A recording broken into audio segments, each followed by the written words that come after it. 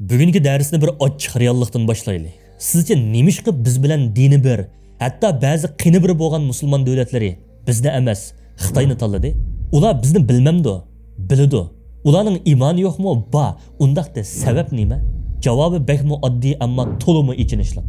Xitoy bir foydali sherik. Biz qimmatga to'xtaydigan yuk. Xalqaro siyosatda empatiya, ya'ni tuyg'udoshlik degan narsa mavjud emas. Faqat manfaatli mavjud.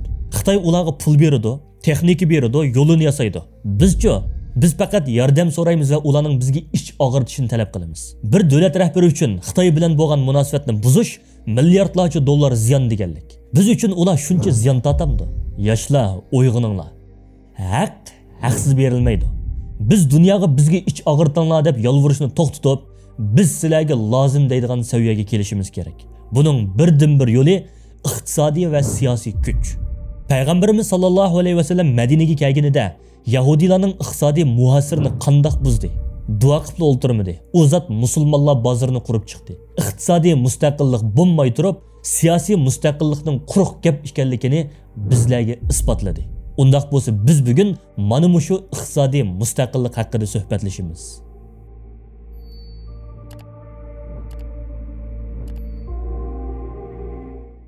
Assalomu alaykum izbozor qarindoshlarim. Men sizlarga hammanglar o'qishni tashlab, savdogar bo'linglar demayman. Bu albatta xato. Bir millatga olimmi kerak, albatta savdogarmi kerak. Lekin biz bu ikkisining munosabatini xato tushunib oldik. Misol beray. Ikki xil o'quvchini o'ylang. Birinchisi Uyg'ur o'quvchi. U nihoyatda talantliq, yaxshi maktabga kira oladigan qobiliyati bor. Ammo uning orqasida iqtisodiy tirak yo'q. U o'qish puli uchun har kuni 8 soat yoki 5-6 soat restoranda qochib yuradi. Yoki kutkuchilik qiladi. Dars vaqtida uyqusi keladi, charchaydi. Oxirida o'qishni tashlab, oddiy bir xizmatchi bo'lib qoladi.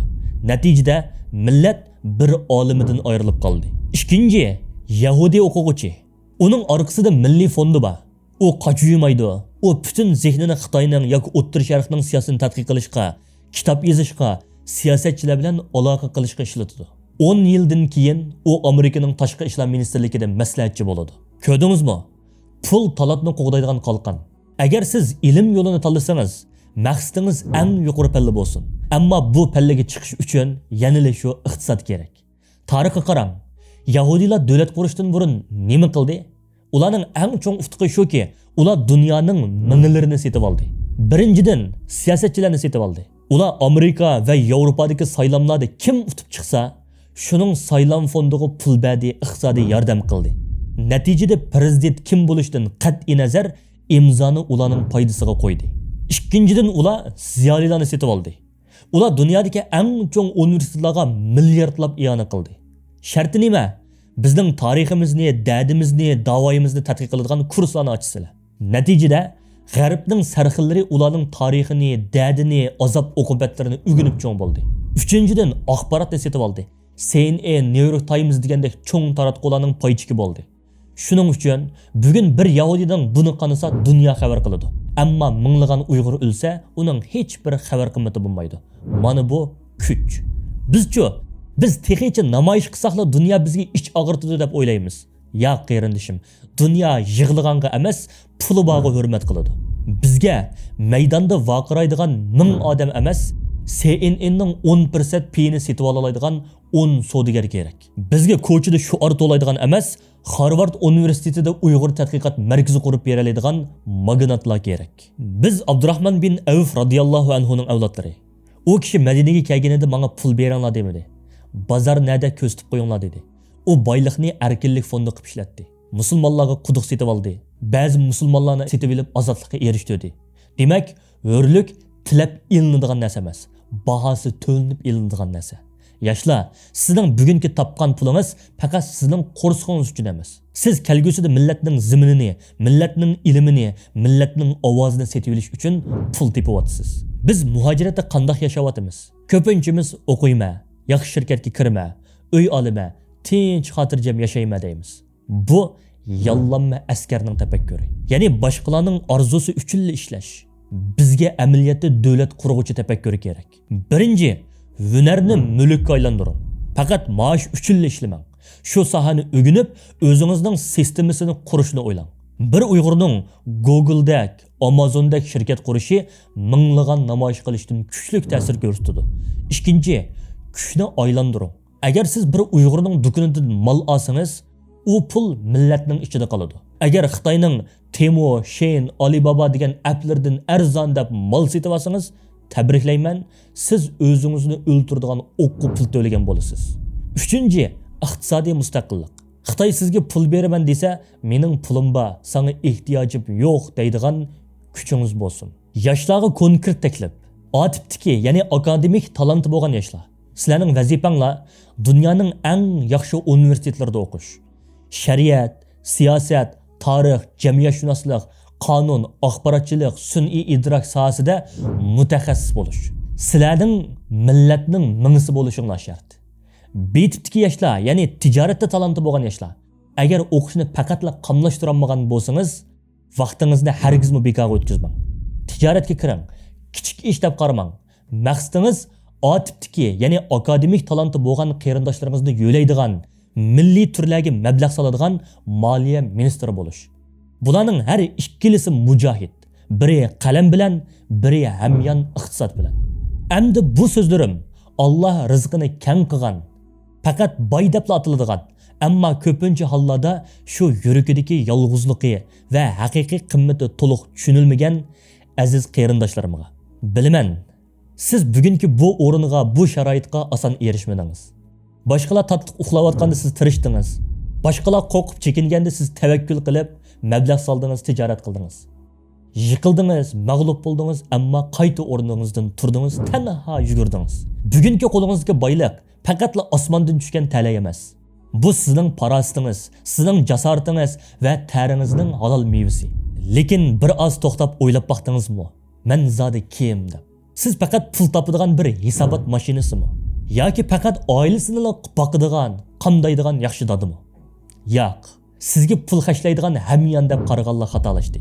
Tarixning ko'zi bilan qaraganda sizning o'rningiz buningdanmi bakli yuqori.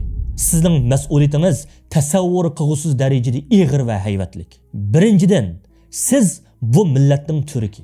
O'ylab beqing, agar ziyolilar millatning mingisi bo'lsa, siz shu mingini ko'tarib turadigan badan. Siz bo'lmasangiz, eng o'tkir fikrlarmi shamoldagi yo'pirmoqqa o'xshashla uchib ketadi. Siz bo'lmasangiz, olimning kitobi yezilmaydi, yezilgan taqdirdami besilmaydi. Demak, siz tarixning yushurin binokari. Binoni siz solsangiz, ichini ilm bilan olimlar to'ldirdi. Siz sahni yasamasangiz, haqiqat ko'chida qoladi. Sizning qimmatingiz mana mushundoq hal qilg'ish. Ikkinchidan, siz Allohning zimindagi xazinachisi. Bu dunyoda Allah ba'zi bandalarni o'zi uchun vosita qilib tanlaydi. Go'yoki Alloh sizga, "Men sening qalbingning kengligini bilaman. Shuni men seni millatning rizqiga vakil qildim" deb bu omonatni sizga topshirdi. Siz bir o'quvchining o'qishining haqqini to'lasangiz, siz bir mazlumning ko'z yoshini sursangiz, bu sizning yardamingiz emas. Bu Allohning dal sizning qo'lingiz orqali o'z bandasiga yetkazgan rahmati, rizqi. Allohning rahmat qo'li bo'lish, qarindishim, buningdanmi ortiq sharaf va ajr bo'lmaydi. Tarixga qarang. Hazrati Xadicha onamizning boyligi bo'lmagan bo'lsa, payg'ambarimizning g'amini kim yangilatdi? Hazrati Osmonning quduq setib olish mardligi bo'lmasa, millat nima ichatdi? Ular bugun faqat pul bergan boylar deb aslanmaydi. Ular tarixning yo'linishini o'zgartuvchilar deb xotirlanadi.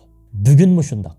Millatning taqdiri dushmanning rahim shafqatiga emas, balki sizning bo'ldi manba deb o'ttirg'i chiqishingizga bog'liq. Sizning bir qitimlik imzoyingiz, sizning bir qitimlik jasoratingiz minglagan yoshning taqdirini qorong'ulikdan yorug'likka olib chiqa oladi. Shunga hurmatli qarindishim, men sizga pulingizni sarf qilish haqida yo'l ko'rsatmayman. Siz qayerga qanday mablag' selishni hammadan yaxshi bilasiz. Men faqat sizni o'zingizning haqiqiy o'rniga, haqiqiy salohiyatiga, o'z taxtingizga taklif qilaman. Siz millatning tayanchisi, siz tarixning yiqilg'usi. Keling, bu boyligingiz faqat sanduqda sarg'ayib yotmasin. Ushtum tut musibatlar uchirib ketmasin, farzandlaringiz chechib yotmasin.